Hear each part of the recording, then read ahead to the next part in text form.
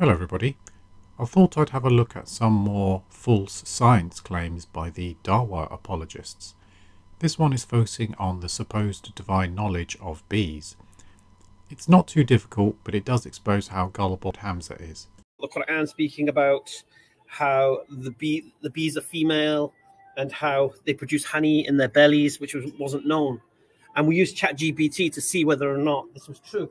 Yes, I remember our chat about the miraculous nature of the information about bees in the Qur'an. We discussed how the Qur'an mentions that female bees produce honey and its healing properties, which was knowledge not known at the time of the Qur'an's revelation. The knowledge of honey as medicine has been known for up to 8,000 years, so it could not be a divine revelation in a 1400-year-old book. Why is it so miraculous? Sure, the Qur'an's mention of bees, particularly in Surah An-Nahl, the bee, contains information that has been considered remarkable when compared to modern scientific knowledge. The verses describe how bees live in communities, build their hives in various terrains, and produce honey, which is described as a healing substance for humans. What's particularly interesting is the reference to the female bee. The Arabic grammar used in the Qur'an indicates that the bee that leaves its home to gather food is female.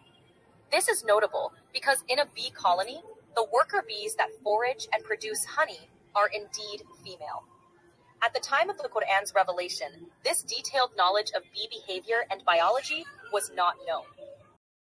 Humans have been exploiting honeybees for almost 9,000 years. It's quite possible somebody had made some observation of the bees. There are ways of telling the difference between the male and female bees. The males are larger, the males don't have stingers, and an observation of the behaviour will demonstrate that the males do not work. And the thing I like about that bee verse is how Allah says, this is a sign from Allah to those who think. Okay, just continuing on our beef flex.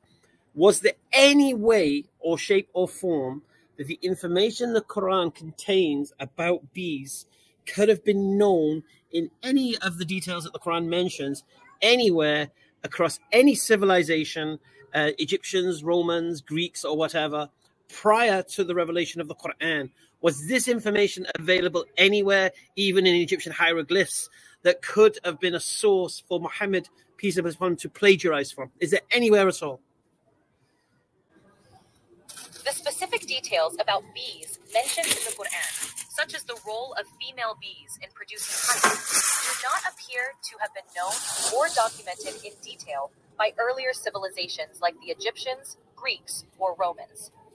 While these cultures had extensive knowledge of bees and honey, they didn't have the precise understanding of the gender roles within a bee colony that we recognize today. The Qur'an's description of bees aligns with modern scientific discoveries made long after the 7th century. For instance, the fact that worker bees, which gather nectar and make honey, are female wasn't known until the 17th century with the advancement of microscopy. As for the possibility of the idea of the Prophet Muhammad plagiarizing this information is considered highly unlikely. The detailed knowledge about bees and their behavior described in the Qur'an does not seem to have been accessible through the knowledge available in the 7th century. This has led many to view these verses as miraculous or as evidence of the divine origin of the Qur'an. Thank you. How locked down is that argument? That is solid. So we established that the claims are far from miraculous. Let's look into the actual linguistic claim that it is the female bee that is mentioned. At this point, I will show a video from a native Arabic speaker, Hassan Radwan, who produced a video response to this claim to another clueless creationist. He has produced many excellent videos, and I urge you to check out his channel. It's based on verse 68 and 69 of Surah An-Nahl, claims that by looking at whether a verb is masculine or feminine, it is possible to determine whether the subject is a male or a female. And because the verbs used in this verse are feminine, then that means the Qur'an is telling us that honeybees are females. And no one at the time could have known this. This proves that the Qur'an is the word of Allah. As with many of these miracle claims, there is a big question mark over the assertion that no one could have known this at the time, even if the verses do refer to female bees. However, I will concentrate in this video on whether there is any proof that these verses actually do refer to female bees. The first problem is that the verse says, اتخذي من الجبال بيوتا ومن الشجر ومما يعرشون, which literally means take the mountains and trees and what people build as dwellings. The problem is that male bees also take these places as dwellings, which immediately invalidates the claim. So to make this miracle work, they must interpret take these places as dwellings as meaning only build your nests, since females do the building. Now, I'm not saying the words can't also imply building, but there is absolutely no justification to exclude the meaning of living in them as well, as the following examples from tafsirs show.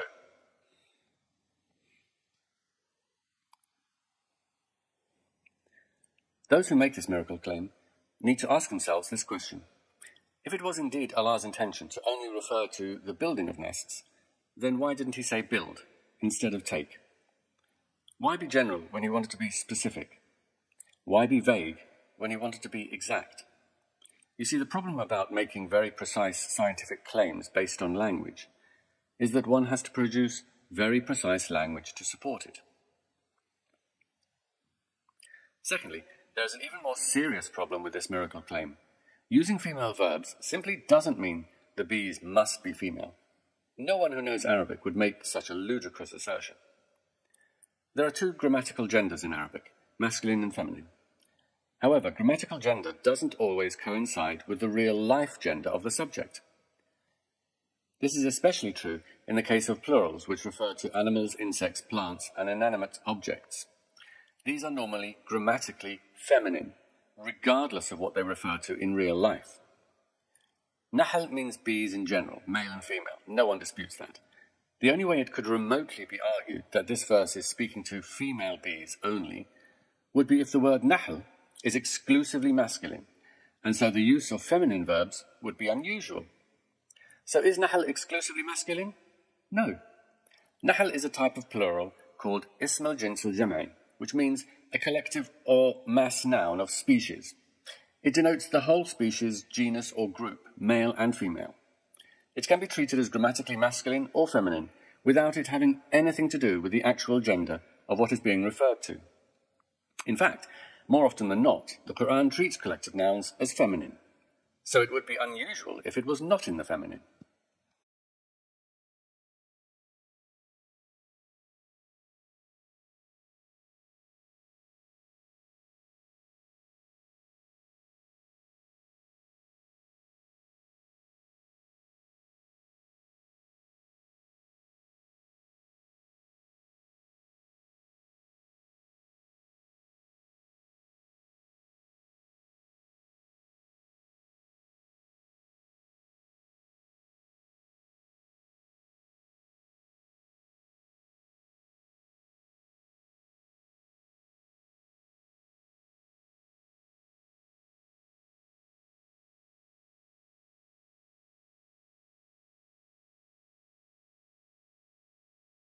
There are no other examples of nahl in the Qur'an, but there are plenty of examples of other collective nouns in the feminine. So let's look at a few examples. Birds. Tayr. Have they not seen how the birds are held poised in mid-air? Nothing holds them up but Allah. Indeed, in this are signs for those who believe. By Harun Yahya's logic, Allah only holds female birds up in the sky. Rum, the Romans or the Byzantines. The Romans have been defeated. Only the women of Rome have been defeated, apparently. Qawmun, people. If they deny you, even so, before them the people of Noah, Ad, and Thamud denied their messengers. Apparently, it was only the women who rejected Noah, Ad, and Thamud. Ibil, camels. Have they not seen how camels are created? And here Allah, astonishingly, tells us that he only creates female camels. I hope it's clear now that treating collective nouns as grammatically feminine has absolutely nothing to do with actual gender. Plus, given the fact that the Qur'an more often than not treats collective nouns as feminine, the only thing that would be unusual would be if the feminine verbs were not used. This passage about the bees, with its preceding verses, follows the very familiar style of the Qur'an, which is to cite phenomena familiar to its audience as a means to encourage them to reflect on the majesty of Allah. They speak to a people living in a harsh desert environment. The verses talk about rain, dates, cattle, drinks, milk, and honey, all important to life in Arabia. It's saying, look at these wonderful things that you depend on to survive. It is Allah who gives them to you. Think about how great He is. Be grateful to Him and worship Him. Nothing more than that.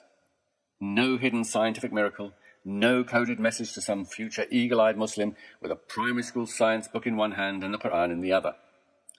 It is, however, a dishonest process. Their starting point is unshakable faith, and so they are only actively looking for evidence to support this. And if one looks hard enough, one can make any ancient text say something amazing, especially if it is full of ambiguity, vagueness, and archaic language. But for every supposed scientific nugget they mine from the Qur'an, there are many problematic and contradictory verses which they ignore or contrive excuses for. An example comes from this very group of verses that this miracle has been plucked from. The verse about cattle giving us milk to drink uses the masculine pronoun.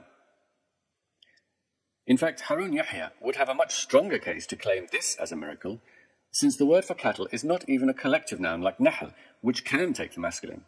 The word used for cattle is an'am, which is what is called a broken plural. Broken plurals that do not refer to rational beings should take a feminine pronoun. So Hamza fell for a basic propaganda tool. He didn't do the basic research that could have exposed it. We all know that Hamza is not that bright, but this was rather easy to debunk. Thank you for watching, and please let me know what you think in the comments section.